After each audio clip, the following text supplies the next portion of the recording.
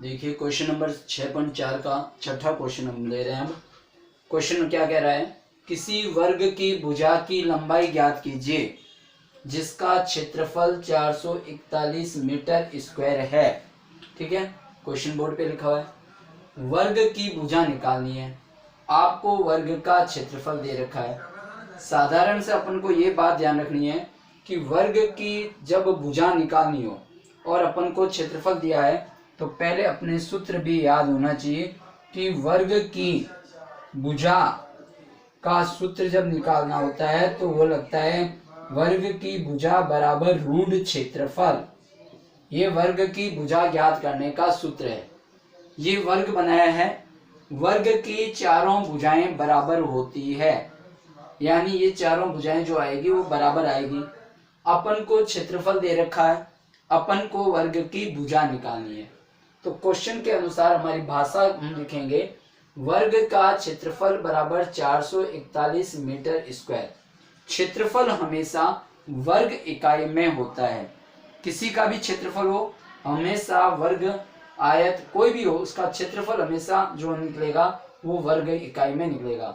तो वर्ग मीटर या मीटर स्क्वायर, वर्ग सेंटीमीटर या सेंटीमीटर स्क्वायर। यदि मीटर है तो वर्ग मीटर या मीटर स्क्वायर लिख दो पावर 2, सेंटीमीटर है तो वर्ग मीटर सेंटीमीटर सॉरी और सेंटीमीटर स्क्वायर लिख दो। अब क्वेश्चन कह रहा है कि वर्ग का क्षेत्रफल जो हमें दिया हुआ है, ठीक है, फिर हमें निकालना है वर्ग की भुजा, वो प्रश्नवाचक चिन्ह हो गया। चूंकि वर्ग की सभी भुजाएं समान होती है, ये चूंकि का निशान आपको पता है, बताया हुआ है। वर्ग का क्षेत्रफल निकालना है, वर्ग का क्षेत्रफल निकालना है तो वर्ग का क्षेत्रफल रूट 441 वर्ग मीटर लिखा मैंने। अब 441 का वर्गमूल निकालना है, तो वही वर्गमूल मैंने निकाला है। वही कौन सी विधि काम में ली है, भाग विधि का मेथड हमने काम में लिया है, डिवीजन मेथड निकाला हमने। उस हिसाब से 441 है, ये हमने जोड़े बनाए। पहला वर्ग का जोड़ा देखना होता है, 2 का वर्ग सेट बैठता है 4 में पूरा पूरा, तो 2 2 2 का वर्ग 4, 4 में से 4 चला गया, क्रॉस हो गया। ठीक है, फिर नेक्स्ट पेयर यानी जोड़े को ग्रुप को उतारते हैं। 41 को उतारा मैंने, 2 का 2 में जोड़ करके हमने योग किया, 4 आ गया। फिर हमें पता है 4 का भाग 4 में एक बार जाता है, तो 4 के आगे हमने डायरेक्ट 1 लिख लिया, वर्किंग नोट की आवश्यकता नहीं है। 41 एक बार चला गया, ये यहाँ पर इसका वर्गमूल आ गया 21। हम अब इसको आंसर के रूप में जब लिखेंगे, हम ये लिखेंगे अतः वर्ग के भुजा की लंबाई बराबर 21 मीटर आंसर। ठीक है ना, ये हमारे वर्ग का क्षेत्रफल दे रखा था, हमें वर्ग की भुजा ज्ञात करना था।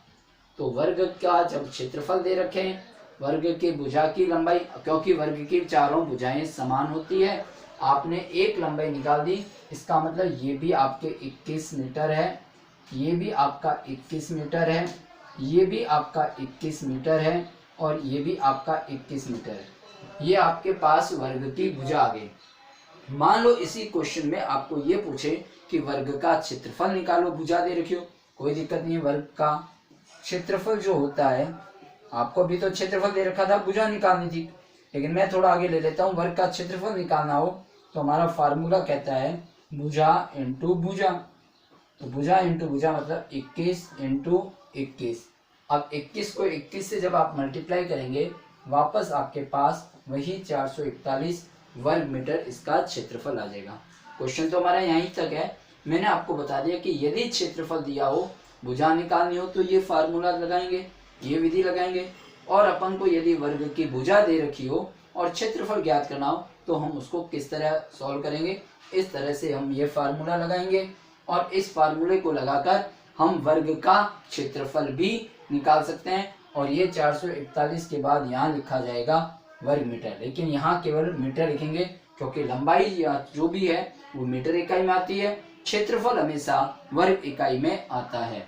तो ये हमारा क्वेश्चन नंबर 6.4 प्रश्नावली का छठा पूरा हुआ। आज हमने 2 क्वेश्चन किए हैं। अगला आपका चौथा क्वेश्चन था, वो काफी बड़ा था।